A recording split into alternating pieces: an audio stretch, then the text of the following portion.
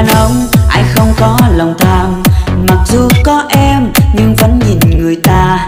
Mặc dù yêu em nhưng đàn ông là thế. Khi vắng em rồi người ta cũng sẽ quên em đi tìm vui bên người yêu mới.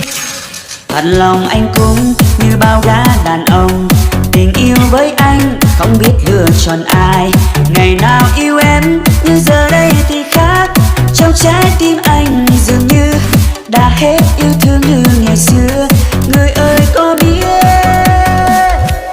em đã yêu anh một tình yêu chỉ có riêng anh, mà tại sao anh lại nhận tâm xem tình em như bao người con gái. Là người con gái không giống như đàn ông. Đàn ông là thế, một trái tim nhưng hai lời. Thà anh đừng nói câu yêu em, thà em đừng nói câu yêu anh, rồi anh vẫn đi theo người ta. Đàn ông là thế em không tin, anh cũng như vậy đâu.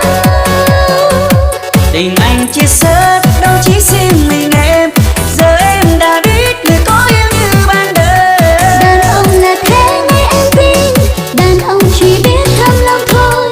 Và em sẽ không yêu một ai, vì em đã biết như thế là đàn ông.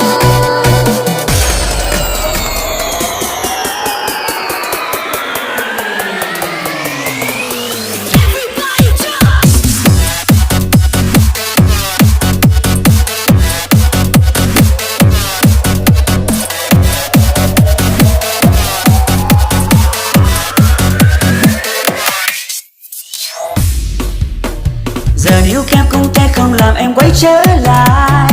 Khi em chẳng còn như ngày xưa ấy, thì anh mong em thì em sẽ được như khát vọng, giống như em đã từng đêm ước mong. Rồi cũng sẽ có lúc em buồn em quay trở lại, khi em chẳng còn ai ngoài anh nữa.